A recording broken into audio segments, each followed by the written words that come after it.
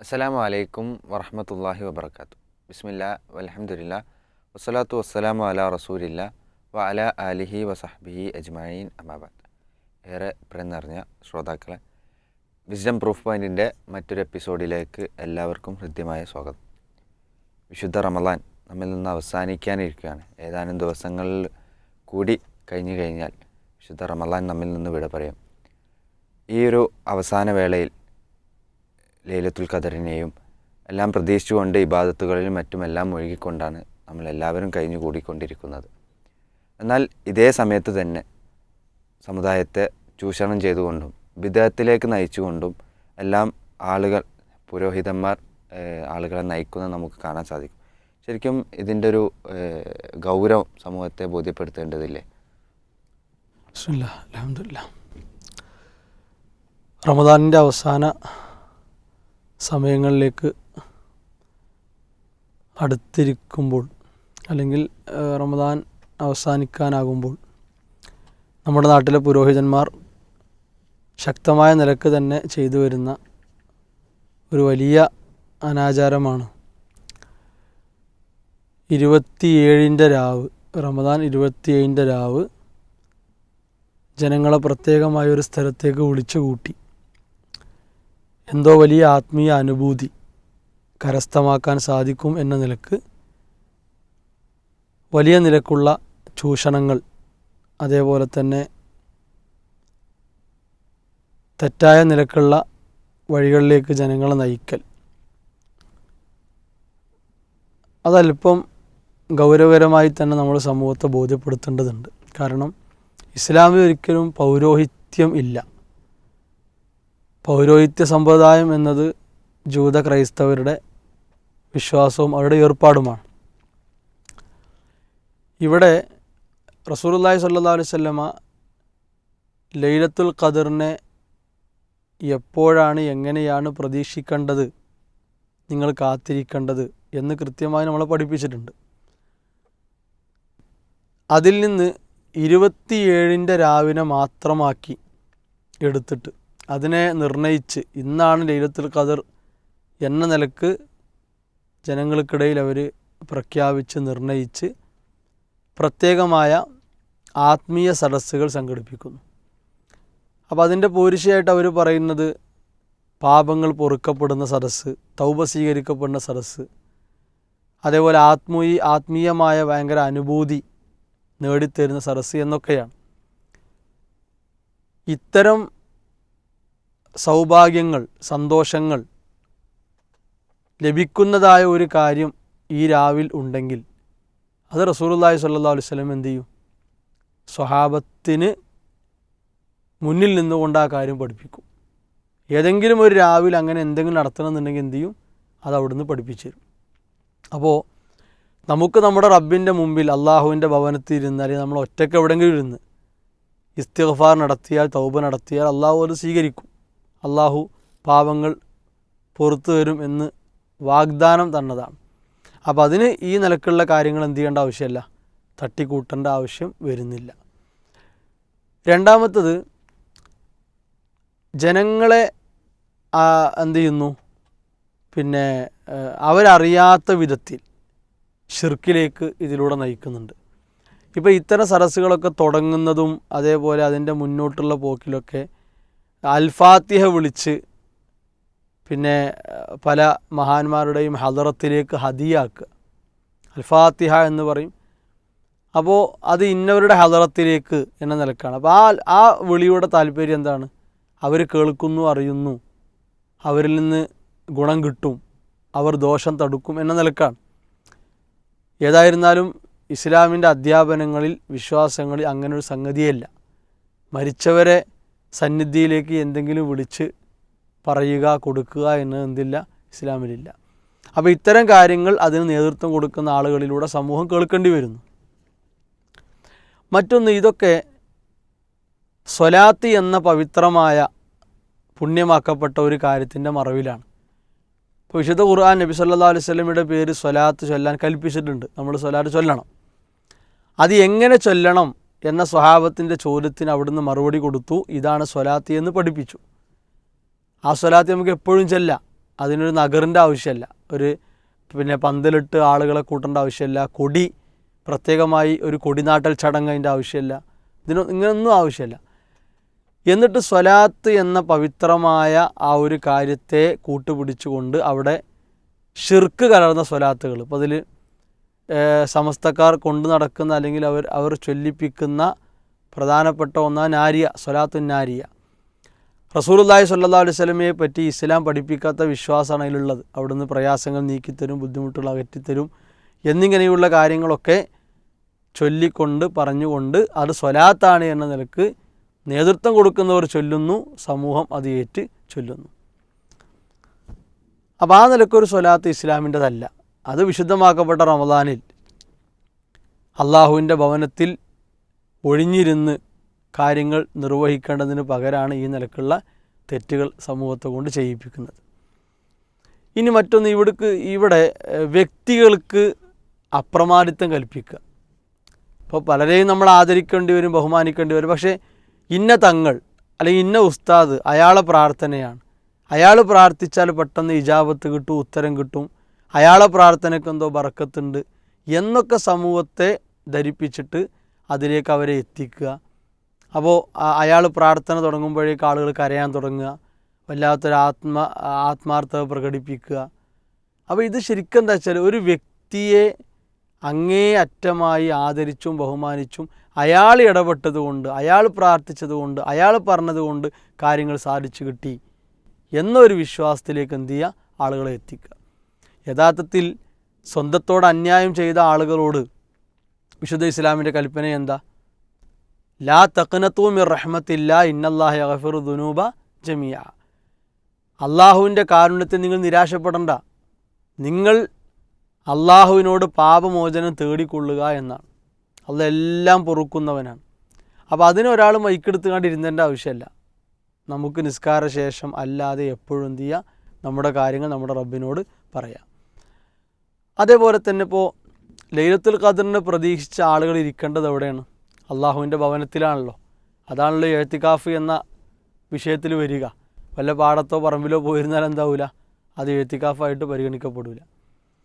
അപ്പോൾ പള്ളിയിൽ കഴിഞ്ഞുകൂടി ഖുർആൻ ഓതി പ്രാർത്ഥിച്ച് ഇബാദത്തിൽ മുഴുകി സമയം ചെലവഴിക്കേണ്ടതിന് പകരം ആളുകളെ പല നാട്ടിൽ നിന്ന് ആളുകൾ ബസ്സും മറ്റൊക്കെ എടുത്തിട്ട് ഇങ്ങനത്തെ ഈ അന്ധവിശ്വാസങ്ങൾ, അനാചാരങ്ങളെ പിന്നാലെ ഒഴുകാൻ വേണ്ടി വരികയാണ്. അപ്പോൾ എത്ര പ്രബലമായ സുന്നത്തുകൾ അവർക്ക് നഷ്ടാവുന്നു, എഴുത്തിക്കാഫർക്ക് അവർക്കില്ല. അതേപോലെ അവർക്ക് സ്വതന്ത്രമായി ചെയ്യേണ്ട കുറേ കാര്യങ്ങൾ, ഖുർആൻ പാരായണം, പ്രാർത്ഥന, ദിക്ർ ചൊല്ലൽ, ഇത്തരം കാര്യങ്ങളൊന്നും എന്ത് ചെയ്യുന്നില്ല, അവരെ ജീവിതവുമായിട്ട് അവർക്ക് വ്യക്തിപരമായിട്ട് ചെയ്യാനോ അതിനെ ശ്രദ്ധിക്കാനോ ഒന്നും സാധിക്കുന്നില്ല. ഇനി ഇവിടെ തന്നെ ഇപ്പോൾ അള്ളാഹുവിൻ്റെ പള്ളികളിൽ സ്ത്രീകൾക്ക് എഴുത്തിക്കാഫ് ഇരിക്കാനുള്ള അനുമതി ഇസ്ലാം കൊടുത്തിട്ടുണ്ട്. റസൂലുള്ളാഹി സ്വല്ലല്ലാഹു അലൈഹി വസല്ലമയുടെ പത്നിമാർ, നമ്മുടെ ഉമ്മമാർ എഴുത്തിക്കാഫ് ഇരുന്നിരുന്നു. അപ്പോൾ ഈ സ്ത്രീ സമൂഹത്തെ ഇങ്ങനെയുള്ള പാടത്തേക്കും പറമ്പിലേക്കും വലിച്ചു കൊണ്ടുവരിക, അവർക്ക് പള്ളിയിൽ പോകൽ ഹറാം, നിഷിദ്ധം എന്ന വിധികളൊക്കെ ഇപ്പോഴും തിരുത്തപ്പെടാതെ കിടക്കുകയാണ്. അപ്പോൾ അവർക്ക് ആവശ്യമുള്ളിടത്ത് വളരെ നല്ല നിലയിൽ അള്ളാഹുവിൻ്റെ പള്ളിയിൽ ഇരുന്ന് പുണ്യമാക്കപ്പെട്ട ആ രാത്രിയെ പ്രതീക്ഷിക്കേണ്ടതിന് പകരം അവിടെ പോകൽ അവർക്ക് ഹറാം. ഇങ്ങനത്തെ ഈ ചൂഷണ സരസ്സുകളിൽ എത്തൽ അവർക്ക് നിർബന്ധം. ആ രൂപത്തിലാണ് കാര്യങ്ങളുള്ളത്. അപ്പോൾ അവിടെ ആ നിലക്കൊക്കെ എന്ത് ചെയ്യുന്നു, സമൂഹം കബളിപ്പിക്കപ്പെടുന്നു. പിന്നെ അള്ളാഹുവിൻ്റെ ചില അസ്മാകളെ, ആ ചില അസ്മാകൾ ഇങ്ങനെ ഇപ്പോൾ അള്ളാ അള്ളാ അള്ളാ, യാ ഹയ്യു യാ ഖയ്യൂം, ഇങ്ങനെയുള്ള ചില അസ്മാകളെ മാത്രം എടുത്തിട്ട് അതിങ്ങനെ വലിയ ശബ്ദത്തിൽ വിളിച്ചു പറഞ്ഞിട്ട് ഒരു പ്രത്യേക രൂപത്തിലെ പ്രാർത്ഥനാ രീതി പിന്നെ നടത്തപ്പെടുക. ശരിക്കും അള്ളാഹു എന്നത്, അള്ളാഹ് എന്ന നാമം അള്ളാഹുവിൻ്റെ നാമങ്ങൾ ഏറ്റവും ജലാലത്തായ മഹത്തായ നാമമാണ്. നമുക്ക് യാ അള്ളാ എന്ന് വിളിച്ച് പ്രാർത്ഥിക്കാൻ, അള്ളാഹുമ്മ എന്ന് വിളിച്ചാൽ പ്രാർത്ഥിക്കാൻ എത്ര പ്രാർത്ഥനകളുണ്ട്. അള്ളാഹുവിൻ്റെ നാമങ്ങൾ മുൻനിർത്തിയുള്ള പ്രാർത്ഥന ഇസ്ലാം അനുവദിച്ചതാണ്. പക്ഷെ അതിനെ വേറൊരു രൂപത്തിക്ക് എന്ത് ചെയ്യും, ഒരാളിങ്ങനെ മൈക്കിലൂടെ അള്ളാ അള്ളാ എന്ന് വിളിച്ചാൽ അപ്പോൾ ആളുകളെ ഏറ്റേറ്റ് ഇങ്ങനെ വിളിച്ചു പറയാം. അങ്ങനെ ഒരു പ്രത്യേക താളവും ഇതൊക്കെ ഉള്ള രൂപത്തേക്ക് മാറ്റപ്പെടും. ഇതൊന്നും ഇസ്ലാമിൻ്റെ ആത്മീയതയല്ല, ഇസ്ലാം പഠിപ്പിച്ച ആത്മീയതയല്ല. ഇതെല്ലാം ആ ഒരു സൂഫിസം വഴി കൈമാറി കിട്ടിയിട്ടുള്ള കാര്യങ്ങളാണ്. അതേപോലെ ചില ദിക്റുകളെ, ഇപ്പോൾ അഊദു ബി കലിമാത്തില്ലാഹി താമ്മാത്തി മിൻ ശർരി മാ ഖലഖ്, ഇങ്ങനെയുള്ള ചില ദിക്റുകൾ എടുത്തിട്ട് ആ ദിക്റുകൾ ഇങ്ങനെ പല എണ്ണത്തിലിങ്ങനെ മൈക്കിലൂടെ വിളിച്ച് ചെല്ലുക, അതിങ്ങനെ ഏറ്റ ആളുകൾ ചെല്ലുക, പിന്നെ അടുത്ത ദിക്റ്, ഇങ്ങനെ ഒരു ആരാധനാ രീതി റസൂലുള്ളാഹി സ്വല്ലല്ലാഹു അലൈഹി വസല്ലമയെ സ്വഹാബത്ത് നമ്മൾ കാണുന്നില്ല. കാരണം ഈ വിഷയത്തിലൊക്കെ മുൻകടന്നവരാരാണ്? പ്രാർത്ഥനയുടെ കാര്യത്തിലും ദിക്റിൻ്റെ കാര്യത്തിലും സ്വലാത്തിൻ്റെ കാര്യത്തിലും സകല നന്മകളുടെയും കാര്യത്തിൽ മുൻകടന്നവരാരാണ്? സ്വഹാബത്താണ്. അപ്പോൾ അവർക്കൊന്നുമില്ലാത്ത ഒരു ആത്മീയ വഴി എന്തു ചെയ്യുക? ഈ പുരോഹിതന്മാരിലൂടെ സമൂഹം കാണേണ്ടി വരിക. പിന്നെ അതുപോലെ ചില ആയത്തുകൾ, ഇപ്പോൾ ആയത്തുൽ കുർസിയും ആമന റസൂൽ, ഇങ്ങനെയുള്ള ചില ആയത്തുകൾക്ക് പ്രത്യേകമായ ഒരു മഹത്വം അവിടെ കൊടുത്തിട്ട് ആ ആയത്ത് ഇങ്ങനെ ഒരാൾ ഏറ്റു ചൊല്ലുക, അപ്പോൾ അടുത്ത ആൾ ചൊല്ലുക, പിന്നെ വീണ്ടും ചൊല്ലുക, അങ്ങനത്തെ ഒരു രീതിയാണ്. എന്നാൽ ഈ ആയത്തുകളൊക്കെ നമ്മൾ ചൊല്ലേണ്ട സമയവും സന്ദർഭമൊക്കെ ഇസ്ലാം പഠിപ്പിച്ചിട്ടുണ്ട്. അതനുസരിച്ച് നബിചര്യയിലൂടെ നമ്മുടെ ജീവിതത്തെ നല്ല നിലയിൽ കൊണ്ടുപോകേണ്ടതിൽ നിന്ന് എന്തു ചെയ്യുന്നു? പുരോഹിതന്മാർ ഈ രീതിയിലൊക്കെ സമൂഹത്തെ തെറ്റിച്ച് സുന്നത്തിന് പകരം ബിദ്അത്തിലേക്ക്, നബിചര്യ എന്നതിന് പകരം അനാചാരങ്ങളിലേക്ക്, അന്ധവിശ്വാസങ്ങളിലേക്ക് വലിച്ചു കൊണ്ടുപോകുന്നു. അതുകൊണ്ട് അവിടെ കൂടുന്ന ആളുകളെ എണ്ണം നോക്കിയിട്ടോ അവിടുത്തെ സൗകര്യ സംവിധാനങ്ങൾ നോക്കിയിട്ടോ അവിടേക്ക് വരവായി കിട്ടിയ പൈസയുടെ കണക്ക് നോക്കിയിട്ടോ ഒന്നും നമ്മൾ അത്ഭുതപ്പെടേണ്ട ആവശ്യമില്ല. കാരണം കപട ആത്മീയത പരസ്യമാക്കിയും അല്ലാതെയും കൊണ്ടു നടക്കുന്ന ആളുകൾക്ക് അവർക്ക് അതിൻ്റേതായ ഒരു വിജയവും അതിൻ്റേതായ ഒരു സ്വീകാര്യതയൊക്കെ ഉണ്ടാവും. അത് സമൂഹം അങ്ങനെയാണ് പഠിപ്പിക്കപ്പെട്ടിട്ടുള്ളത്. വിശ്വാസികളെ സംബന്ധിച്ചിടത്തോളം അള്ളാഹു സുബ്ഹാനഹു വ തആലയെ സൂക്ഷിക്കാനും അള്ളാഹുവിലേക്ക് അടുക്കാനുമായി ഏറ്റവും ഗൗരവകരമായി പഠിപ്പിച്ചിട്ടുള്ള കാര്യങ്ങൾ, അഥവാ നബിചര്യ എന്താണോ അത് മുറുകെ പിടിച്ച് ആ രാവിലും 27ൻ്റെ രാവിലും ലൈലത്തുൽ ഖദറിനെ പ്രതീക്ഷിച്ചുകൊണ്ട് ആത്മാർത്ഥമായി പ്രാർത്ഥിച്ചുകൊണ്ട് ഖുർആൻ പാരായണത്തിൽ മുഴുകി ദിക്റുകൾ വർദ്ധിപ്പിച്ചുകൊണ്ട് ഇസ്തിഗ്ഫാർ നടത്തി അള്ളാഹുവിൻ്റെ ഭവനത്തിൽ കഴിഞ്ഞുകൂടുക എന്നതാണ് ഏറ്റവും പ്രധാനം. അതിനാണ് നമ്മൾ ശ്രദ്ധിക്കേണ്ടത്. അപ്പോഴാണ് നമുക്ക് പൂർവികരുടെ ഒരു മാതൃക പിൻപറ്റാൻ സാധിക്കുള്ളൂ. മഹാനായ ഷെയ്ഖുൽ ഇസ്ലാം ഇബ്നു തൈമിയ്യ റഹിമഹുല്ലാ പറഞ്ഞൊരു കാര്യമുണ്ട്. അദ്ദേഹം പറഞ്ഞു, ഖാന സലഫ്, നമ്മുടെ പൂർവികരായിരുന്നു, അവർ ഒരു മുബ്തദിഇനെ ദീനിൻ്റെ കാര്യത്തിൽ പേടിച്ചിരുന്നു. പുത്തനാചാരം കൊണ്ട് നടക്കുന്ന ഒരാൾ, അതൊരു മതനിഷേധിയാകട്ടെ, ഇനി അതല്ല ഇസ്ലാമിലുള്ള വല്ല കാര്യങ്ങളും എടുത്തിട്ട് പ്രത്യേക രൂപത്തിൽ ചെയ്തു കൊണ്ടുപോകുന്ന ആരാകട്ടെ, അത്തരം ആളുകളെ അവർ നന്നായി പേടിച്ചിരുന്നു എന്ന് നമ്മുടെ പൂർവികരെ പറ്റി ഷെയ്ഖുൽ ഇസ്ലാം ഇബ്നു തൈമിയ്യ റഹിമഹുല്ലാ പഠിപ്പിക്കുകയാണ്. അതേപോലെ തന്നെ വൽ ഫാജിർ ഫി ദുന്യാവിൻ്റെ കാര്യത്തിൽ ഒരു ഫാജിറായ തമ്മാടിയായ ആളെ പേടിച്ചിരുന്നു. അഥവാ പള്ളിയിലിരുന്ന് ആരാധനകളിൽ മുഴുകി സമയം ചെലവഴിക്കേണ്ടതിന് പകരം ആരെങ്കിലുമൊക്കെ തോളിൽ കൈയിട്ട് വല്ല അങ്ങാടി കാര്യത്തിലേക്കോ അല്ലെങ്കിൽ വേറെ വല്ല ദുന്യാവിൻ്റെ വിഷയങ്ങളിൽ നമ്മെ പ്രവേശിപ്പിക്കാനോ വേണ്ടി ഇടപെട്ടാൽ അവിടെയും നമ്മൾ പേടിക്കണം. കാരണം നമ്മുടെ പരലോകത്തേക്കുള്ള ഒരുക്കത്തിനാണ് ഇയാൾ ഒരു തടസ്സമായിട്ടുള്ളത്. അപ്പോൾ ഈ രണ്ട് സ്വഭാവവും നമ്മുടെ പൂർവികർക്കുണ്ടായിരുന്നു. അത് നമ്മുടെ ജീവിതത്തിൽ നിലനിർത്താൻ വിശ്വാസികളായ നമുക്ക് സാധിക്കണം എന്നാണ് ഈ സന്ദർഭത്തിൽ വളരെ ഗൗരവത്തോടു കൂടി ഉണർത്താനുള്ളത്. ലൈലത്തുൽ ഖദറിന് ധാരാളം ശ്രേഷ്ഠതകളുണ്ട്. നമ്മുടെ സമൂഹം പലരും അറിയാതെ പോകുന്ന മഹത്വങ്ങളുണ്ട്. അപ്പോൾ ലൈലത്തുൽ ഖദറിൻ്റെ ഏറ്റവും പ്രധാനപ്പെട്ട ഒരു ശ്രേഷ്ഠത എന്ന് പറഞ്ഞാൽ തനസ്സലുൽ മലായികത്തു വറൂഹു ഫിഹ എന്ന് പറയുന്ന സൂറത്തുൽ ഖദറിൽ അല്ലാഹു പഠിപ്പിക്കുന്നുണ്ട്. 1000 മാസങ്ങളേക്കാൾ ശ്രേഷ്ഠതയുള്ളൊരു രാത്രിയുണ്ട്. അന്ന് മലക്കുകളും റൂഹുകളാണ്, മലക്കുകളാണ് ഉദ്ദേശം, മലക്കുകൾ ഇറങ്ങുന്ന രാത്രിയാണ് എന്നൊക്കെ നബി സല്ലല്ലാഹു അലൈഹി വസല്ലം പഠിപ്പിച്ചിട്ടുണ്ട്. ലൈലത്തുൽ ഖദറിൻ്റെ അന്നാണ് ഖുർആൻ അള്ളാഹു അവതരിപ്പിച്ചത് എന്നുള്ളതാണ് ഏറ്റവും വലിയ മഹത്വം. അപ്പോൾ നമ്മളെ സംബന്ധിച്ചിടത്തോളം നമുക്കുള്ള വഴികാട്ടിയാണ് ഖുർആൻ. ഹുദൻ ലിന്നാസ്, ജനങ്ങൾക്ക് മാർഗദർശനമായി അള്ളാഹു അവതരിപ്പിച്ച ഗ്രന്ഥം. അപ്പോൾ ആ ഖുർആൻ ഇറങ്ങിയ ദിവസമാണ്. അപ്പോൾ അതിനൊരു പ്രത്യേകത ഉണ്ട്, അതിന് മഹത്വമുണ്ട്. ആ മഹത്വം നമ്മൾ കൽപ്പിക്കണം. ഇവിടെ മുസലായി സൂചിപ്പിച്ചത് ലൈലത്തുൽ ഖദർ ഇന്ന ദിവസമാണ് എന്ന് ആളുകളെ തെറ്റിദ്ധരിപ്പിച്ച് അന്ന് ചൂഷണം നടത്തുകയാണ്. അന്ന് പല രീതിയിലുള്ള ചൂഷണങ്ങൾ ആളുകളെ വിളിച്ചു. അതാണ് ഇവിടെ നമ്മൾ വിശാലമായിട്ട് പറഞ്ഞത്. ലൈലത്തുൽ ഖദർ എന്നാണ് എന്ന് സ്വഹീഹായ ഹദീസ് കൊണ്ട് സ്ഥിരപ്പെട്ടിരുന്നില്ല. ഇപ്പോൾ റമദാനിൻ്റെ അവസാനത്തെ 10 എന്ന് നമുക്കറിയാം. അവസാനത്തെ 10 തന്നെ ഒറ്റവിട്ട രാത്രികളിലാണ് എന്ന് നബി സല്ലല്ലാഹു അലൈഹി വസല്ലം പഠിപ്പിച്ചിട്ടുണ്ട്. അതല്ലാതെ അത് 27 എന്നോ അല്ലെങ്കിൽ 25 അങ്ങനെ നമുക്ക് പറയാൻ യാതൊരു തെളിവില്ല. നബി സല്ലല്ലാഹു അലൈഹി വസല്ലം നമുക്ക് അറിയാമായിരുന്നു ആദ്യം. അത് പറയാൻ വേണ്ടി നബി വരുമ്പോഴാണ് എന്ത് ചെയ്യുന്നത്, 2 ആളുകൾ ഷണ്ട കൂടുന്ന നബി സല്ലല്ലാഹു അലൈഹി വസല്ലം കാണുന്നത്. അപ്പോൾ അത് മറപ്പിക്കപ്പെട്ടു. അതിൽ ഹിക്മത്ത് ഉണ്ടാവും. കാരണം അത് ഇന്ന ദിവസമാണ് എന്ന് അറിഞ്ഞിരുന്നെങ്കിൽ നമ്മുടെ ആരാധനകൾ ആ ദിവസത്തിൽ മാത്രം പരിമിതപ്പെടുമായിരുന്നു. ഇത് എന്നാന്നറിയാത്തത് കൊണ്ട് സംഭവിക്കുന്നത്, ലോകത്തുള്ള കോടാനുകോടി വിശ്വാസികൾ റമദാനിൻ്റെ അവസാനത്തെ 10 എല്ലാ ദിവസങ്ങളിലും ആരാധനകൾ ചെയ്യാണ്. അതിലൂടെ അവർക്ക് വലിയ പുണ്യങ്ങൾ നേടിയെടുക്കാൻ സാധിക്കുന്നുണ്ട്. അതിൽ ഈ ലൈലത്തുൽ ഖദർ വരുമ്പോൾ എന്ത് ചെയ്യും, സ്വാഭാവികമായിട്ടും അന്ന് 1000 മാസത്തേക്കാൾ മഹത്വമുള്ള അല്ലെങ്കിൽ 1000 മാസങ്ങൾ നന്മ ചെയ്യുന്ന പ്രതിഫലം ആ രാത്രിയിൽ കിട്ടും. അഥവാ ഒരു മനുഷ്യൻ്റെ ആയുസ്സിലെ 82-ലധികം വർഷം നന്മ ചെയ്യുന്ന കൂലി ഒരൊറ്റ രാത്രി കൊണ്ട് എന്ത് ചെയ്യാൻ പറ്റും, നമുക്ക് വാങ്ങിയെടുക്കാൻ പറ്റും. അതാണ് അതിൻ്റെ മഹത്വം. 82 വർഷം എന്ന് പറഞ്ഞാൽ നമ്മുടെ ആയുസ് കയറി വന്ന 40 അല്ലെങ്കിൽ 60, 50ഒക്കെയാണ്.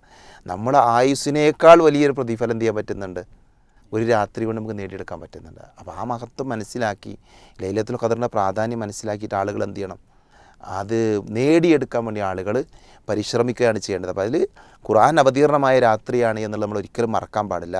അതേപോലെ തന്നെ അന്ന് മലക്കുകൾ ഇറങ്ങി വരും.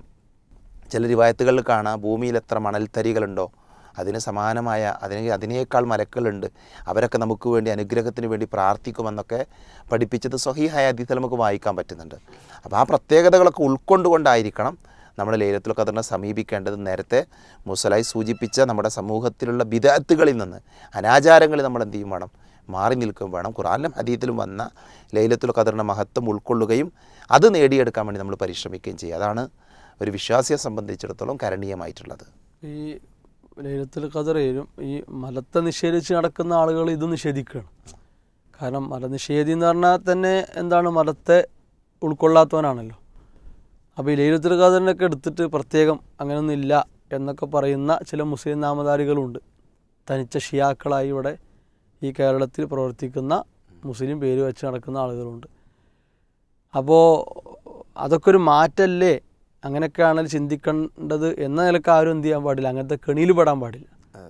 കാരണം ഇത്രയും ഗൗരവത്തിൽ അള്ളാഹു സുബ്ഹാനഹു വ തആല പഠിപ്പിച്ച പ്രാധാന്യത്തോടെ ഇസ്ലാം പറഞ്ഞൊരു കാര്യത്തെ നമ്മൾ ആ നിലക്ക് അവഗണിക്കുന്നവരോടൊപ്പം ചേർന്ന് എന്ത് ചെയ്യാൻ പാടില്ല, അതിന് പിന്തുണ കൊടുക്കുന്നൊരവസ്ഥയും ഉണ്ടാകാൻ പാടില്ല. അത് കഴിഞ്ഞു പോയി, ഇനി അതില്ല എന്നുള്ളതാണ് ആളുകളുടെ വാദം. യഥാർത്ഥത്തിൽ ബഹുമാന്യനായ അമാനി മൗലവി റഹ്മത്തുള്ളാഹി അലൈഹി അദ്ദേഹത്തിൻ്റെ തഫ്സീറിൽ എന്ത് ചെയ്യുന്നുണ്ട്, ആ ഭാഗം വളരെ, ഇപ്പോൾ പഠിക്കുന്ന ആളുകൾക്ക് ആ ഭാഗം ഒന്ന് വായിച്ചാൽ എന്ത് ചെയ്യാൻ പറ്റും, അത് വളരെ കൃത്യമായിട്ട് മനസ്സിലാക്കാം. പിന്നെ അതുമല്ല ഹദീസിലെ പ്രയോഗം തഹറൗ, അന്വേഷിക്കാൻ, പ്രതീക്ഷിക്കുക, നിങ്ങൾ കാത്തിരിക്കുക എന്നാണ് റസൂലുള്ളാഹി സ്വല്ലല്ലാഹു അലൈഹി വസല്ലം അത് വഹിയായിട്ട് നമ്മൾ പഠിപ്പിച്ച കാര്യമാണ്. ദീന് സത്യസന്ധമായി അസലിൽ നിന്ന് പഠിക്കാത്തത് കൊണ്ടുള്ള അപകടങ്ങളാണ് യഥാർത്ഥത്തിലൊക്കെ സംഭവിക്കുന്നത്.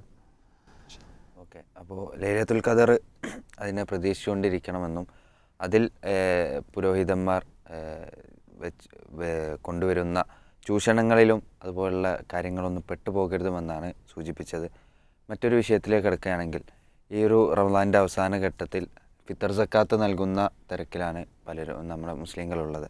ശരിക്കും എന്താണ് ഈ ഫിത്തർ സക്കാത്ത് എന്നത്? റമദാനോടനുബന്ധിച്ച് അല്ലെങ്കിൽ പെരുന്നാളിനോടനുബന്ധിച്ചെന്ന് പറയാൻ നബി സല്ലല്ലാഹു അലൈഹി വസല്ലം സുന്നത്താക്കിയ പ്രത്യേകമായൊരു ഇബാദത്താണ് സക്കാത്തുൽ ഫിത്തർ. സക്കാത്തുൽ ഫിത്തർ ഒരു വർഷത്തിൽ ഒരിക്കൽ മാത്രം ചെയ്യാൻ പറ്റുന്ന ഒരു സുന്നത്താണ്. മറ്റുള്ള കുറേ സുന്നത്തുകൾ നമുക്ക് പല തവണ ചെയ്യാൻ പറ്റുന്നുണ്ട്.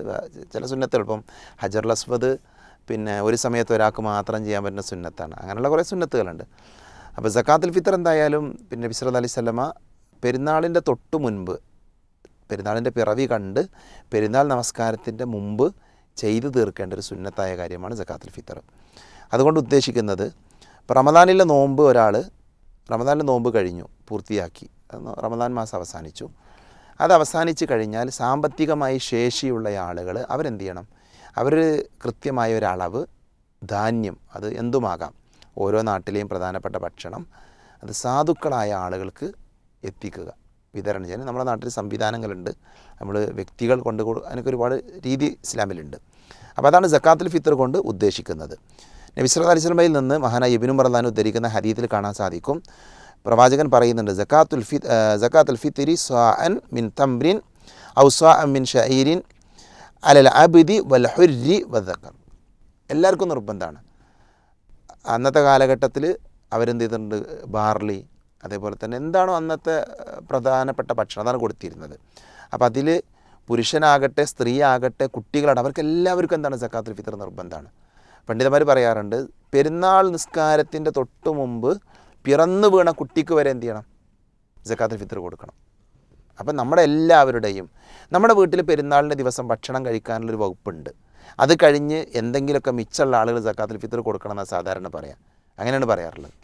അവനാൻ്റെ ആഘോഷിക്കാനുള്ള വക കഴിഞ്ഞ് ബാക്കിയുള്ള അപ്പം എല്ലാവരും കൊടുക്കുക എന്നുള്ളതാണ്.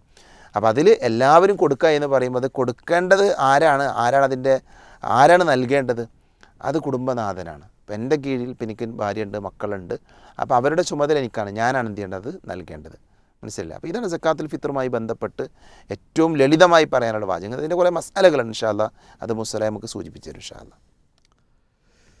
ഇതിൽ പിന്നെ ഇത് കൊടുക്കേണ്ട സമയം എപ്പോഴാണ്? ഇപ്പോൾ റമദാൻ അവസാനത്തിലേക്ക് അടുക്കുമ്പോൾ തന്നെ അതുമായി ബന്ധപ്പെട്ട ചർച്ചകളും ആലോചനകളൊക്കെ മഹല്ലുകളിലും കുടുംബങ്ങളിലൊക്കെ നടക്കും.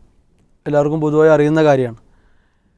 എന്നാലും റസൂലുള്ളാഹി സ്വല്ലല്ലാഹു അലൈഹി വസല്ലമ ആ വിഷയത്തിലൊക്കെ സ്വഹാബത്തിന് കൊടുത്ത നിർദ്ദേശം, സ്വഹാബത്തിൻ്റെ ജീവിത രീതികൾ എന്തായിരുന്നു, അതാണ് നമുക്ക് വലിയ മാതൃക. നബി സല്ലല്ലാഹു അലൈഹി വസല്ലം പഠിപ്പിച്ചത് കാണാം. വ അമറ ബിഹ അൻ തുഅദ്ദാ ഖബ്ല ഖുറൂജിൻ നാസ് ഇല സ്വലാത്ത്. ജനങ്ങൾ നിസ്കാര സ്ഥലത്തേക്ക് പുറപ്പെടും മുമ്പായിട്ട് എന്ത് ചെയ്യണം, അത് കൊടുക്കണം. അപ്പോൾ അത് പിന്നെ നിസ്കാരശേഷം എന്ന നിലക്ക് വൈകിപ്പിക്കാൻ പാടില്ല.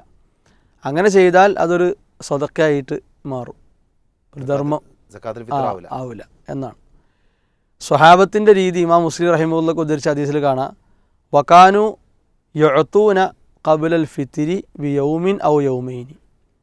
1-2 ദിവസങ്ങൾക്ക് മുമ്പ് തന്നെ സ്വഹാബത്ത് ആ കാര്യങ്ങളൊക്കെ കൊടുത്തിരുന്നു എന്ന് കാണാം. അപ്പോൾ സമയത്തെ ആ നിലക്ക് നമ്മൾ ശ്രദ്ധിക്കണം. ഇല്ലെങ്കിൽ അത് ഒരു എന്തായി മാറും, സ്വതക്കയായിട്ടേ മാറുള്ളൂ. വമൻ അദ്ദാഹ ബഅദ സ്വലാത്തി ഫഹിയ സ്വതഖത്തും മിന സ്വതഖാത്ത്. നിസ്കാരശേഷം ഒരുത്തനത് കൊടുത്തു കഴിഞ്ഞാൽ ഒരു ധർമ്മങ്ങളിൽപ്പെട്ടൊരു ധർമ്മം ആയിട്ടാണത് വരിക എന്ന് റസൂലുള്ളാഹി സ്വല്ലല്ലാഹു അലൈഹി വസല്ലമ പഠിപ്പിച്ചു.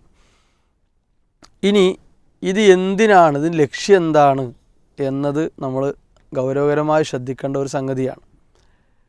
അതേപോലെ തന്നെ ഇത് ആർക്കാണ് കൊടുക്കേണ്ടത്? റസൂലുള്ളാഹി സ്വല്ലല്ലാഹു അലൈഹി വസല്ലമ ആ വിഷയം എല്ലാം കൂടി ഒരൊറ്റ ഹദീസിൽ തന്നെ പഠിപ്പിച്ചിട്ടുണ്ട്. ഇമാം അബൂ ദാവൂദ് റഹിമഹുല്ലാഹ് ഉദ്ധരിച്ച ഹദീസിൽ കാണാം, ഇബ്നു അബ്ബാസ് റളിയല്ലാഹുവിൽ നിന്നാണ് നബി സല്ലല്ലാഹു അലൈഹി വസല്ലമ ഇത് നിർബന്ധമാക്കിയത്. ഒന്നാമത്തെ ലക്ഷ്യം തുഹറത്തുൽ ലിസ്വായിം മിനൽ ലഗവ്. ഒരു നോമ്പുകാരന് അവൻ്റെ സംസാരത്തിലൊക്കെ വന്ന വീഴ്ചകളുണ്ടാവും, ലഗവുകൾ. ചില മനസ്സിലൊന്നും ഞാൻ കരുതിയിട്ടുണ്ടാവും, പക്ഷേ സംസാരത്തിൽ അങ്ങനെയൊക്കെ വന്നു പോയിട്ടുണ്ടാവും, അബദ്ധങ്ങൾ, തെറ്റുകൾ. അത് ഒന്ന് വൃത്തിയായി കിട്ടണം, അത് ശുദ്ധിയായി കിട്ടണം. അതിനുള്ള ഒന്നായിട്ടാണ് ഇത് പഠിപ്പിക്കപ്പെട്ടത്. രണ്ടാമത്തെ റഫസ്, എന്തെങ്കിലുമൊക്കെ മ്ലേച്ഛത, വൃത്തികേടുകൾ പ്രവൃത്തിയിലൊക്കെ വന്നു പോയിട്ടുണ്ടാവും. മാനുഷികമാണ്, അറിയാതൊക്കെ അത്തരം കാര്യങ്ങൾ വന്നു പോയിട്ടുണ്ടാവും. അപ്പോൾ അതെല്ലാം ശുദ്ധിയായി കിട്ടാനുള്ള നല്ല ഒരു വഴിയായിട്ട്, ലളിതമായൊരു വഴിയായിട്ട് വിശുദ്ധ ഇസ്ലാം നമ്മുടെ മുമ്പിൽ വെച്ചിട്ടുള്ള ഒരു കാര്യമാണ് ഈ സക്കാത്തുൽ ഫിത്ർ എന്നുള്ളത്. ഇനി ഇതാർക്കാണ്? റസൂലുള്ളാഹി സ്വല്ലല്ലാഹു അലൈഹി വസല്ലം പറഞ്ഞു, വതുഅമത്തുൽ ലിൽ മസാക്കീൻ, മിസ്കീന്മാരുടെ ഭക്ഷണമാണ്. അതായത് മുസ്ലിങ്ങൾക്കിടയിൽ പാവങ്ങളായ ആളുകൾ ആരാണോ, ഓരോ മഹല്ലത്തിൽ, ഓരോ കുടുംബങ്ങളിൽ, നമ്മുടെ വീടിൻ്റെ പരിസരങ്ങളിൽ ആരാണോ അവർക്കാണിത് കൊടുക്കേണ്ടത്. ഇപ്പോൾ ചില ആൾക്കാരൊക്കെ വാശി കാട്ടും, ഞങ്ങൾ കൊടുത്തത് ഇങ്ങോട്ട് കിട്ടണം, ഞങ്ങളെ വീട്ടിൽ കിട്ടിയില്ല. അപ്പോൾ നമ്മൾ തന്നെ അങ്ങോട്ട് പറയണം ഇത് ആവശ്യമില്ല. കാരണം അതുകൂടി ആ മിസ്കീന്മാർക്ക് എത്തിച്ചു കൊടുക്കാൻ സാധിച്ചാൽ എന്താണ്, അവർക്കത് അത്രയും ഉപകാരമാണ്.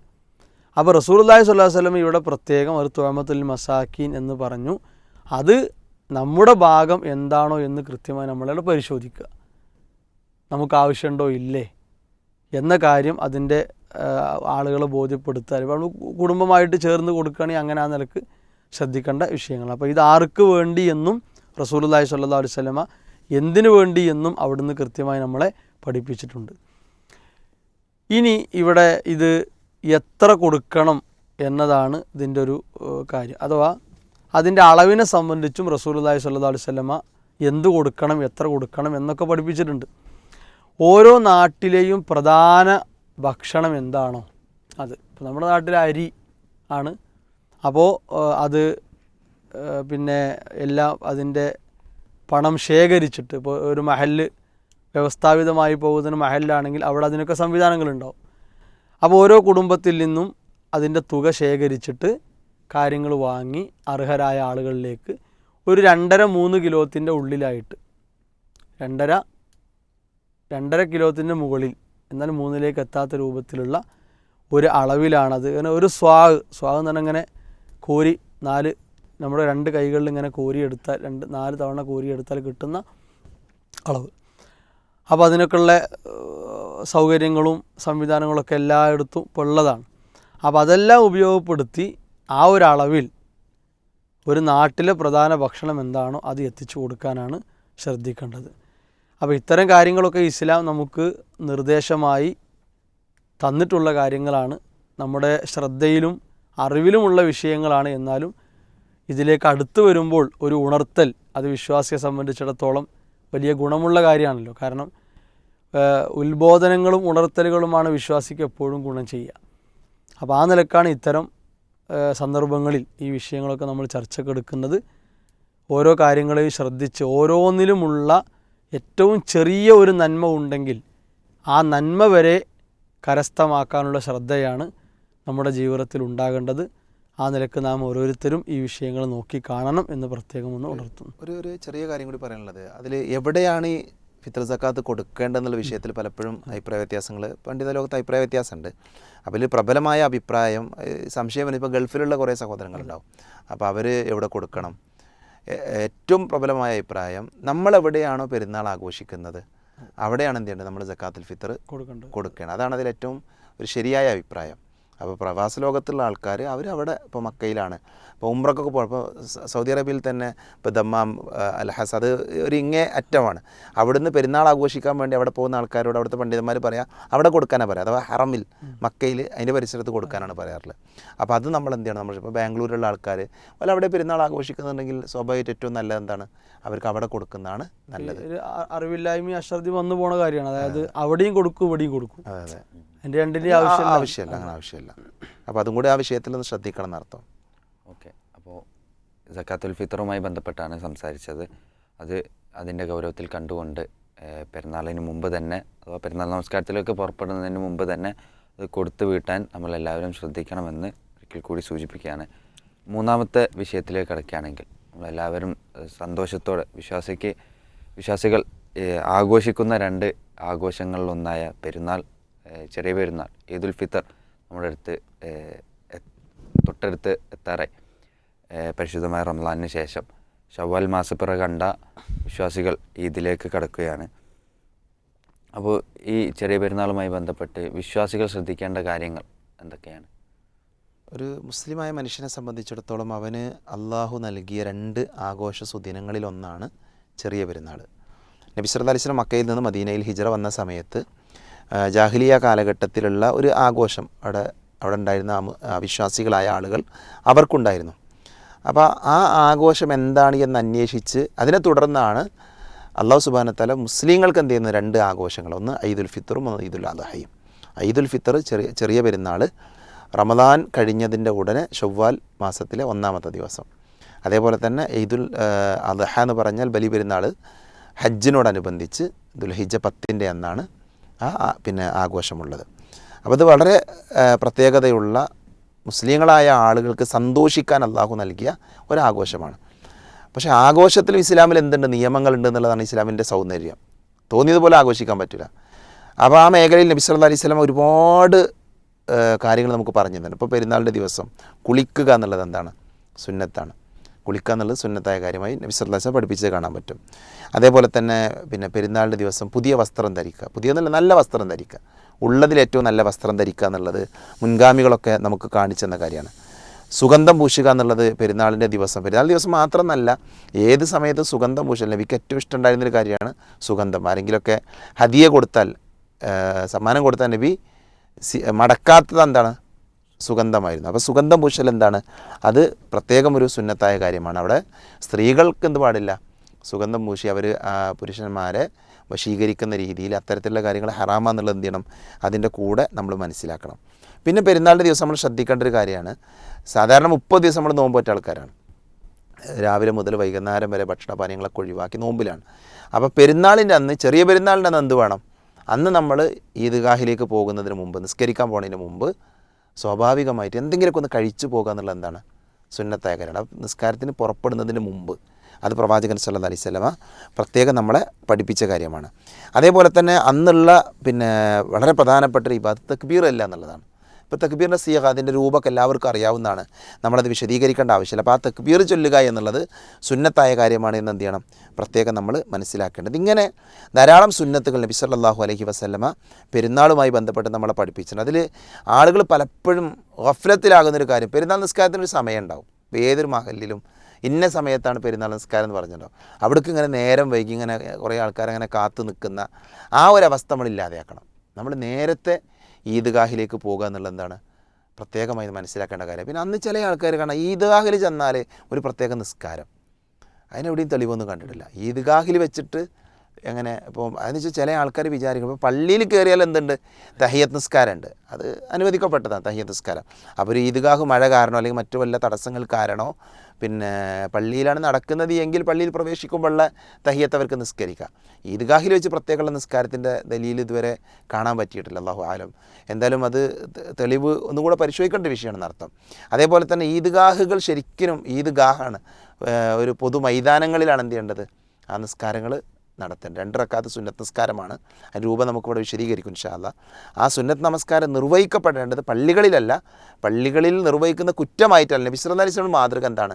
ഒരു പൊതുസ്ഥലങ്ങളിൽ എല്ലാ ആളുകൾക്കും, പ്രത്യേകിച്ച് ഹൈലും നിഫാസുമുള്ള സ്ത്രീകൾക്ക് വരെ പങ്കെടുക്കാം. അവർ നമസ്കാര സമയത്ത് മാറി നിൽക്കുക എന്നുള്ളതാണ്. കാരണം ഇത് വിശ്വാസികളുടെ ഒരു പൊതു ആഘോഷമാണ്, എല്ലാവരും പങ്കെടുക്കേണ്ട ആഘോഷമാണ്.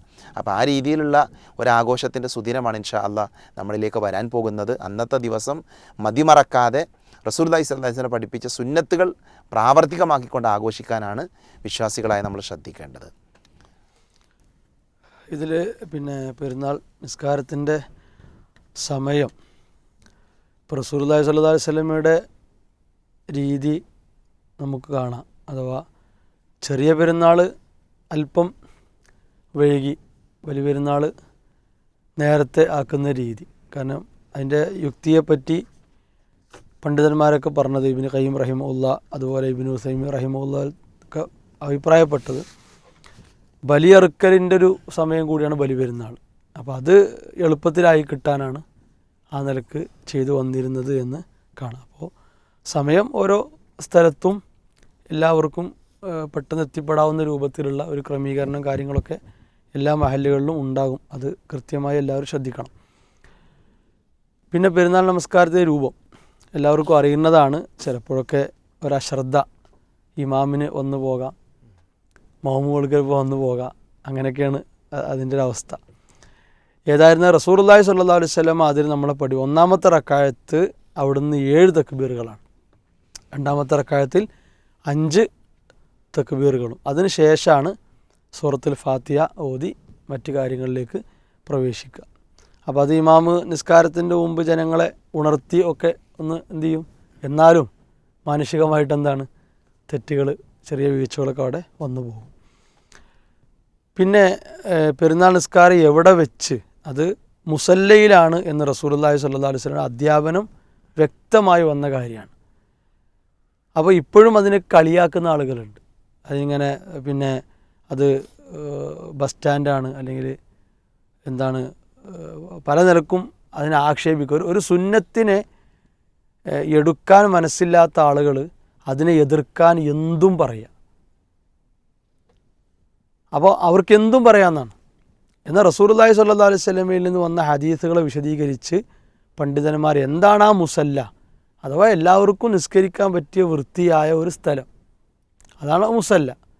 അത് സ്ഥിരമായിട്ട് അവിടെ ഇപ്പോൾ അവർ പറയുന്നത് എന്താ വെച്ചാൽ നബി സല്ലല്ലാഹു അലൈഹി വസല്ലമയുടെ കാലത്ത് പിന്നെ പള്ളിയാക്കാൻ പറ്റുന്ന സ്ഥലമായിരുന്നു അതിനു വേണ്ടി തിരഞ്ഞെടുത്തിരുന്നത്. അങ്ങനെയൊന്നുമല്ല. മുസല്ല എന്ന് പറഞ്ഞാൽ ഒരാൾ വൃത്തിയുള്ള ഒരു സ്ഥലം നിസ്കരിക്കാനായി അയാൾക്കുള്ള മുസല്ലയാണ്. അപ്പോൾ ആ നിലക്ക് റസൂലുള്ളാഹി സ്വല്ലല്ലാഹു അലൈഹി വസല്ലമ അവിടുത്തെ മാതൃക, അവിടുന്ന് ഈദുൽ ഫിത്തർ ആണെങ്കിലും ഈദുൽ അദ്ഹയാണെങ്കിൽ അൽ മുസല്ല, മുസല്ലയിലേക്ക് പുറപ്പെട്ടിരുന്നു എന്ന് ഹദീസിൽ വ്യക്തമായി വന്നിട്ടുള്ള കാര്യമാണ്. അപ്പോൾ ആ സുന്നത്തിനെ ജീവിപ്പിക്കാനാണ് വിശ്വാസികളായ നമ്മൾ ശ്രമിക്കേണ്ടത്. ഒരു സുന്നത്തിനെ ജീവിപ്പിക്കുക എന്നതാണ് ബിദ്അത്തുകൾ ചെയ്ത് സുന്നത്തിനെ മരവിപ്പിക്കുന്നതിനേക്കാളും നല്ലത് എന്താണ്? ഏറ്റവും ഉത്തമം എന്താണ്? സുന്നത്തിനെ ജീവിപ്പിക്കലാണ്. എന്നിട്ട് ഒരു സുന്നത്ത് ഉണ്ടായിരിക്കെ പിന്നെ അതിൽ കടന്ന് വാദിച്ച് അതിനെ തള്ളാൻ വേണ്ടി എന്തൊക്കെയോ പറഞ്ഞു പോവുക എന്നല്ലാതെ കൃത്യമായൊരു തെളിവ് ആ വിഷയത്തിൽ എതിരാളികൾക്ക് ഹാജരാക്കാൻ സാധിച്ചിട്ടില്ല. അപ്പോൾ മുസല്ലയുടെ കാര്യം പരമാവധി സൗകര്യം ഒത്തു കിട്ടണം. മഴയും കാര്യങ്ങളൊക്കെ ഉണ്ട്, സാധിക്കൂല. സൗകര്യങ്ങൾ ഒത്തു കിട്ടുകയാണെങ്കിൽ എല്ലാവർക്കും വന്നു ചേരാവുന്ന രൂപത്തിൽ അത് സജ്ജീകരിക്കാനാണ്, ആ സുന്നത്തിനെ ജീവിപ്പിക്കാനാണ് നമ്മളെപ്പോഴും ശ്രദ്ധിക്കേണ്ടത് എന്ന് ഒന്ന് അടിവരയിട്ട് മനസ്സിലാക്കണം. പിന്നെ അതുപോലെ തന്നെ ഈ പെരുന്നാളിൻ്റെ ഖുതുബ ശ്രദ്ധിക്കൽ അതൊരു സുപ്രധാന കാര്യമാണ്. കാരണം റസൂലുള്ളാഹി സ്വല്ലല്ലാഹു അലൈഹി വസല്ലമ നിസ്കാര ശേഷം തൻ്റെ സ്വഹാബത്തിനോട് ഉത്ബോധനം നടത്തി. അതിൽ പ്രത്യേകിച്ച് സ്ത്രീകളോടൊക്കെ എന്ത് ചെയ്തു? സ്വതക്കയുടെ കാര്യത്തിലൊക്കെ നിങ്ങൾ ശ്രദ്ധ കൊടുക്കണം എന്ന് സ്ത്രീകളെ വിളിച്ചുകൊണ്ട് റസൂലുള്ളാഹി സ്വല്ലല്ലാഹു അലൈഹി വസല്ലമ ഉണർത്തി. അപ്പോൾ നിസ്കാര ശേഷമുള്ള ഖുതുബക്ക് പ്രാധാന്യമുണ്ട്. സമകാലിക സന്ദർഭത്തിൽ ശ്രദ്ധിക്കേണ്ട കാര്യങ്ങൾ, മതപരമായി നമ്മൾ ശ്രദ്ധിക്കേണ്ട കാര്യങ്ങൾ, സാമൂഹികമായും കുടുംബപരമായും വ്യക്തിപരമായും ഒക്കെ ശ്രദ്ധിക്കേണ്ട കാര്യങ്ങൾ ചേർത്തുകൊണ്ടാണ് ആ സംസാരം ഉണ്ടാകുക. അപ്പോൾ അത് നമുക്ക് വേണ്ടിയാണ് എന്ന് മനസ്സിലാക്കി ആ സുന്നത്തിനെ ശ്രദ്ധിക്കാനും വിശ്വാസികളായ നമ്മൾ എന്ത് ചെയ്യണം? അത്തരം സന്ദർഭങ്ങളിൽ പിന്നെ നന്നായി ശ്രദ്ധ കൊടുക്കണം. ധർമ്മത്തിൻ്റെ വിഷയം അത് നോമ്പ് കഴിഞ്ഞു ഇനി ധർമ്മക്കാട് നിർത്താം എന്നല്ല. മുസല്ലയിലേക്ക് പോകുമ്പോൾ നമ്മുടെ കയ്യിൽ, നമ്മുടെ മക്കളുടെ കയ്യിൽ, നമ്മുടെ ഇണയുടെ കയ്യിലൊക്കെ എന്തെങ്കിലുമൊക്കെ ഒരു സംഗതി ധർമ്മം അള്ളാഹിൻ്റെ മാർഗ്ഗത്തിൽ കൊടുക്കാൻ വേണ്ടി അവരെ കയ്യിലൊക്കെ ഉണ്ടെന്ന് ഉറപ്പ് വരുത്തുക. കാരണം അവർക്കും ആ നന്മയിൽ പങ്കാളികളായി അതിൻ്റെ കൂലി സ്വന്തമാക്കാനുള്ള ഒരവസരം എന്ത് ചെയ്യണം? ഉത്തരവാദിത്തത്തിലുള്ള നമ്മളെന്ത് ചെയ്യണം? അത് ശ്രദ്ധിക്കണം. അതുപോലെ പെരുന്നാൾ ദിവസം പരസ്പരം ആശംസകൾ കൈമാറുക. കുറേ സ്റ്റിക്കർ അയച്ച് സമയം കളയാന്നുള്ളതല്ല. എന്ത് എളുപ്പം നോക്കണ ഒരു കാലമാണല്ലോ.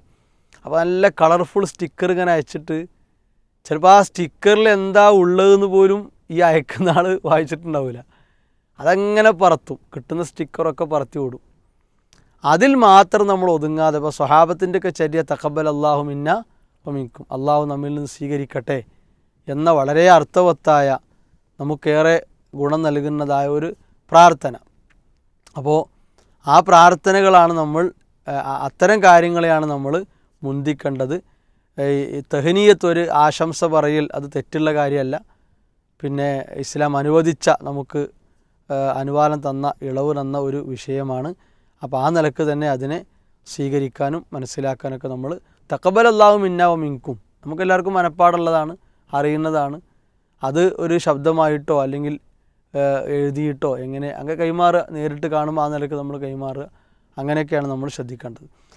പിന്നെ മുസല്ലയിലേക്ക് ഒരു വഴിയിലൂടെ പോയി മറ്റൊരു വഴിയിലൂടെ തിരിച്ചു വരാൻ പരമാവധി ശ്രദ്ധിക്കുക. സൗകര്യപ്പെടുന്ന അവസ്ഥയാണെങ്കിൽ നമ്മൾ ആ കാര്യങ്ങളൊക്കെ ശ്രദ്ധിക്കണം. അതിലൂടെ കുറേ നമുക്ക് സലാമിനെ വ്യാപിപ്പിക്കാൻ സാധിക്കും, നമ്മുടെ ബന്ധങ്ങൾ ഒന്നുകൂടി വിശാലമാക്കാൻ സാധിക്കും.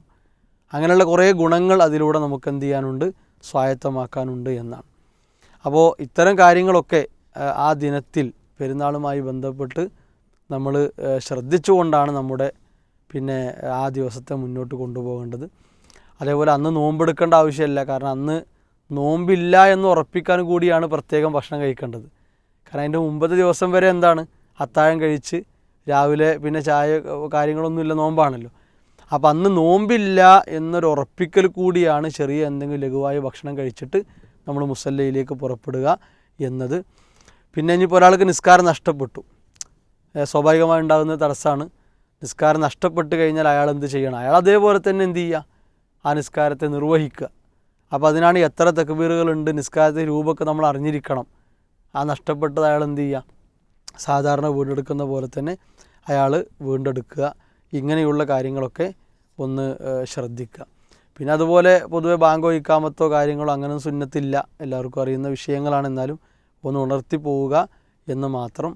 അപ്പോൾ ഈ നിലക്കുള്ള കാര്യങ്ങൾ ശ്രദ്ധിച്ച് അതിൻ്റെ പവിത്രത കളഞ്ഞു കുടിക്കാതെ, പെരുന്നാൾ ആഘോഷമെന്ന് പറയുമ്പോൾ എന്തും ചെയ്യുക എന്ന നിലക്കല്ല, ആടിത്തിമിർത്ത് അങ്ങനെ ആനന്ദിക്കാം എന്നല്ല, നമ്മുടെ ബന്ധങ്ങൾ ചേർത്ത് പിടിച്ച് സൗഹൃദങ്ങൾ പുതുക്കി, അതേപോലെ തന്നെ വീട്ടിലുള്ള അംഗങ്ങൾ തന്നെ പല കാരണങ്ങളാലും പലപ്പോഴും കൂടിയിരിക്കാനും ബന്ധത്തെ ഇണക്കാനും പറ്റാത്ത കുറേ തടസ്സങ്ങൾ ഇപ്പോൾ ഉള്ള കാലമാണ്.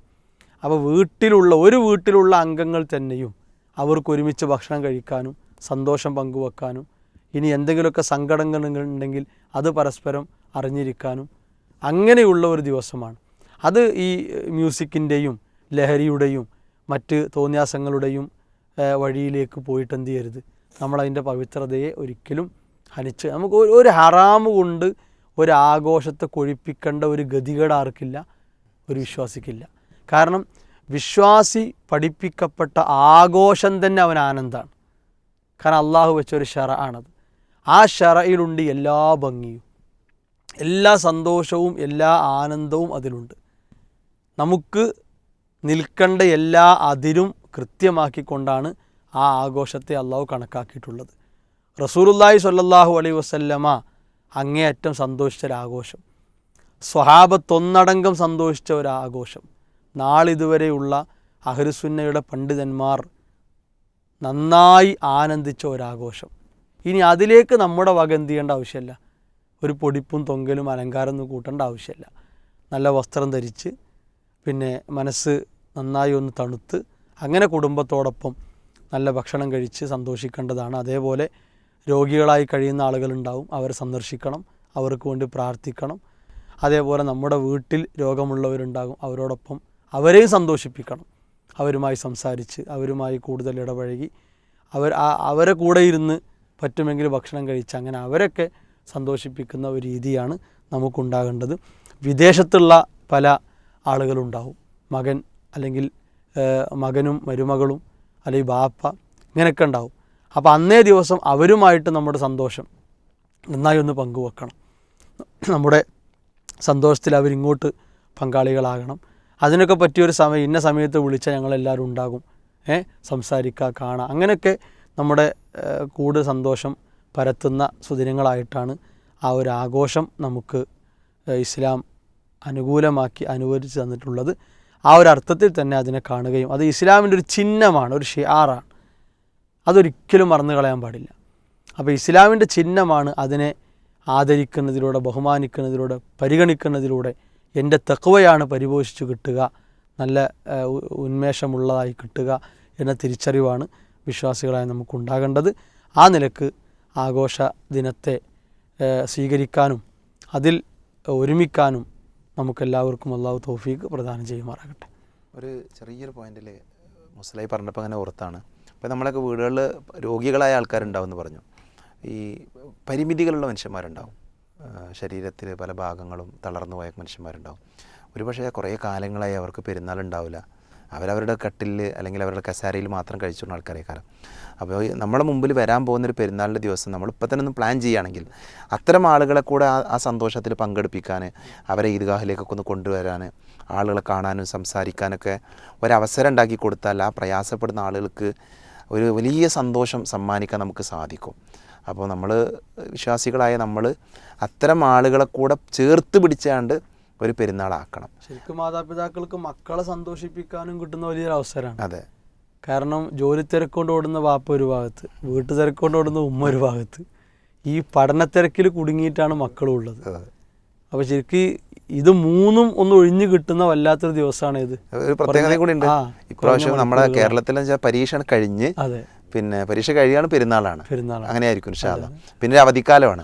അതുകൊണ്ട് തന്നെ ആ ഒരു സന്തോഷം നന്നായി കുട്ടികളെ സന്തോഷിപ്പിക്കാൻ, അവരെ കൂടെ ഒക്കെ നിൽക്കാനും, ചെറിയ മത്സരങ്ങളും ഇതൊക്കെ വെച്ച് കുട്ടികളെ കഴിവ്, എൻ്റെ മകൻ ഇങ്ങനെ കഴിവുണ്ട്, എൻ്റെ മകൾക്ക് ഇങ്ങനെ കഴിവുണ്ട് എന്ന് അവരെ രക്ഷിതാക്കൾക്ക് തന്നെ തിരിച്ചറിയാനൊക്കെ പറ്റിയ ഒരു വലിയ അവസരം. ഏറ്റവും നല്ലൊരു വഴിയാണ് നമ്മുടെ പീസ് റേഡിയോയിൽ പെരുന്നാളിൻ്റെ ദിവസം പിന്നെ പ്രത്യേകമായ പ്രോഗ്രാം കുട്ടികൾക്ക് വേണ്ടിയുണ്ട്. അപ്പോൾ കുറച്ച് സമയം രക്ഷിതാക്കളൊക്കെ മക്കളുടെ കൂടെ അതൊക്കെ ഒന്ന് ഇരുന്ന് കേൾക്കാനും മക്കളെ അതിൽ പങ്കെടുപ്പിക്കാനൊക്കെ ഒന്ന് ശ്രദ്ധിക്കേണ്ടത് നല്ലതാണെന്ന് കൂടെ ഓർമ്മപ്പെടുത്തേണ്ടത്. ഓക്കെ, പെരുന്നാളുമായി ബന്ധപ്പെട്ട് നമ്മൾ ശ്രദ്ധിക്കേണ്ട കാര്യങ്ങളും അതിൻ്റെ സുന്നത്തുകളും എല്ലാമാണ് സൂചിപ്പിച്ചത്. റമദാൻ കഴിഞ്ഞ് പെരുന്നാളിലേക്ക് കടക്കുമ്പോൾ ആഘോഷിച്ച് അതിൻ്റെ പരിധികളെല്ലാം ലംഘിച്ചുകൊണ്ട് ഒരു ആഘോഷമായി നമ്മൾ പെരുന്നാളിനെ കാണരുത്. റമദാനിൽ നമ്മൾ നേടിയെടുത്ത തഖ്വ അത് ആ ഒറ്റ ദിവസം കൊണ്ട് നഷ്ടപ്പെടുന്ന, റമദാനിൽ നമ്മൾ ഇത്രയും ദിവസങ്ങളിൽ ജമാഅത്തായി നമസ്കരിച്ചു, പിന്നെ പെരുന്നാളിൻ്റെ അന്ന് ളുഹറുമില്ല അസറുമില്ല, അങ്ങനെ ഒരു അവസ്ഥ നമുക്കുണ്ടാകരുത്. ഇബാദത്തുകൾ നിർവഹിച്ചുകൊണ്ട് ഇസ്ലാം കൽപ്പിച്ച അതിരുവെച്ച രീതിയിലുള്ള ആഘോഷങ്ങളിലായിക്കൊണ്ട് കുടുംബബന്ധം പുലർത്തിക്കൊണ്ടും മറ്റുമെല്ലാം പെരുന്നാൾ ആഘോഷിക്കാൻ നമ്മൾ ശ്രദ്ധിക്കുക. ദീനിനെ പ്രമാണങ്ങൾ പഠിപ്പിച്ച രീതിയിൽ കണ്ടുകൊണ്ട് അതിനെ മനസ്സിലാക്കിക്കൊണ്ട് നമ്മൾ ജീവിക്കുക എന്നുള്ള തൗഫീക്ക് നമുക്ക് നൽകി അനുഗ്രഹിക്കുമാറാകട്ടെ. ഈ ഒരു എപ്പിസോഡ് ഇവിടെ അവസാനിപ്പിക്കുകയാണ്. വീണ്ടും മറ്റൊരു എപ്പിസോഡിൽ കണ്ടുമുട്ടാം എന്ന പ്രതീക്ഷയോടെ വിടവാങ്ങുന്നു. വാഖിർ ദഅവാന അനിൽ ഹംദുലില്ലാഹി റബ്ബിൽ ആലമീൻ. അസ്സലാമു അലൈക്കും വറഹ്മത്തുള്ളാഹി വബറകാതുഹു.